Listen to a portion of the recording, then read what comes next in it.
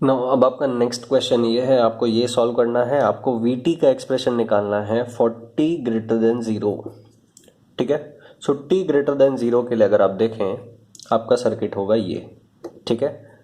Switch की position बहुत ध्यान से देखना है, एरो किस साइड है वो आपको देखना है। टी इज इक्वल टू 0 पे ये एरो ए से बी पे चला गया, that means T less than 0 के लिए ये जो स्विच है ये ए पोजीशन पे था। सो ए पोजीशन पे था, दैट मीन्स ये पार्ट ऑफ द सर्किट नहीं था चूंकि ये ओपन था path.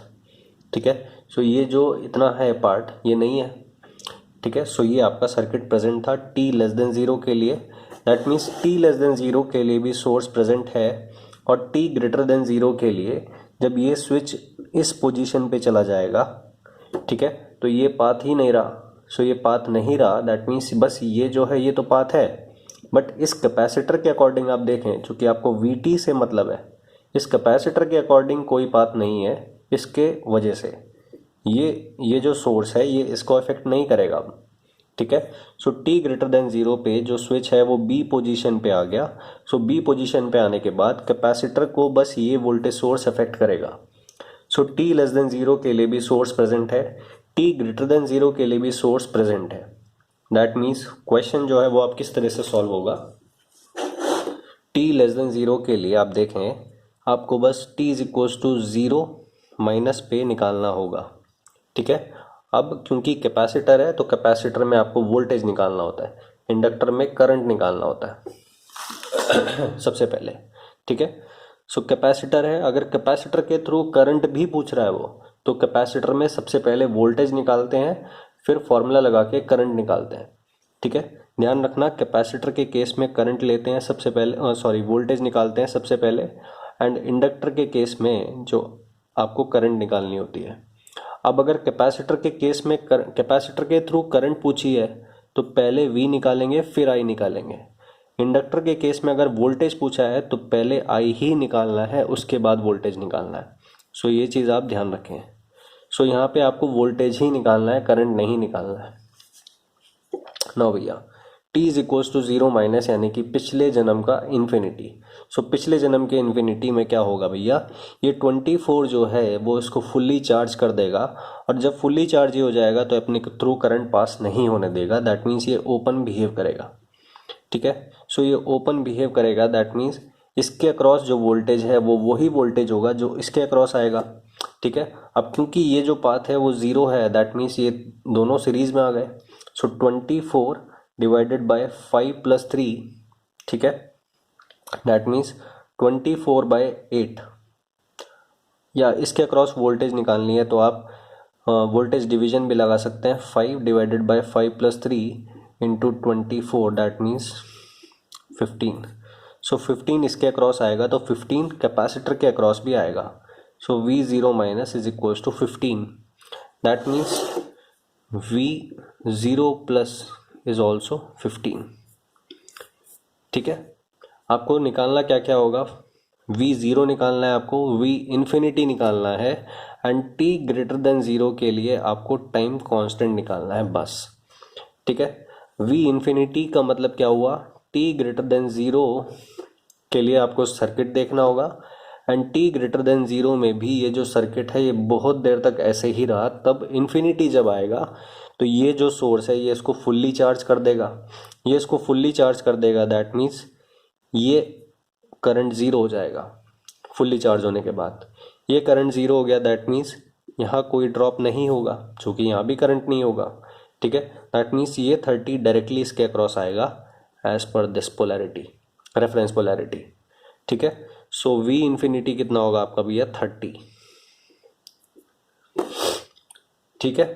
So initial value is this, t greater than 0 के लिए अगर आप देखें, t ग्रेटर देन 0 के लिए ये सर्किट है, तो जैसे ही ये सर्किट चालू होगा तो वोल्टेज 15 वोल्ट्स होगा, और धीरे धीरे धीरे धीरे ये 30 वोल्ट्स तक चार्ज हो जाएगा अकॉर्डिंग टू दिस मतलब ये सर्किट ओरिएंटेशन के अकॉर्डिंग। ठीक है। जिस तरह से एलिमेंट कनेक्टेड है उसके अकॉर्डिंग ये 30 वोल्ट्स पे ही चार्ज होगा। सो ये t ग्रेटर देन 0 के लिए 50 से 30 तक चार्ज होगा। किस रेट से होगा आपको टाउ निकालना होगा इसके लिए।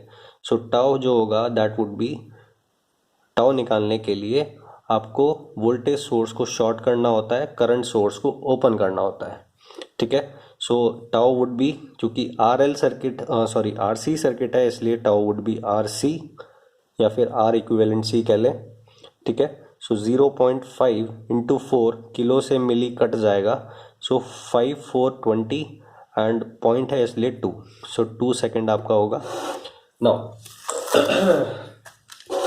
अब आपको एक्सप्रेशन लिखना है, तो एक्सप्रेशन का फॉर्मूला क्या होता है, फाइनल, सबसे पहले फाइनल वैल्यू लिखनी होती है, that means V infinity 30 plus final plus initial minus final, that means 15 minus 30 e to the power minus t by tau. ये जो e to the power minus t by tau है, ये इतने part के साथ है, ठीक है, ये टोटल के साथ नहीं है, ठीक है। 15 माइनस 30 आपको हो जाएगा minus 15, so 30 minus 15 e to the power minus t by tau, that means ये कितना है, t बाय 2 हो जाएगा। सो ये आपका vt का एक्सप्रेशन होगा। सो एक बार भैया फिर से देख लें,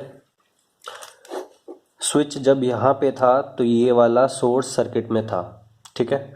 सो ये सोर्स सर्किट में था, डैट मीन्स आपने t is equals to 0 minus के लिए कैपेसिटर की वोल्टेज निकाल ली, that means t is equals to 0 minus मतलब पिछले जन्म का इन्फिनिटी। सो ये ओपन बिहेव करेगा, ये ओपन बिहेव करेगा, तो ये सीरीज में आ गए, ये सीरीज में आ गए, इसका मतलब यहाँ पे 15 वोल्ट्स आएगा, ये आपने एनालिसिस से निकाल लिया। सो V0 माइनस अगर 15 है तो V0 प्लस भी 15 होगा, और वो आपने यहाँ पे लिख लिया।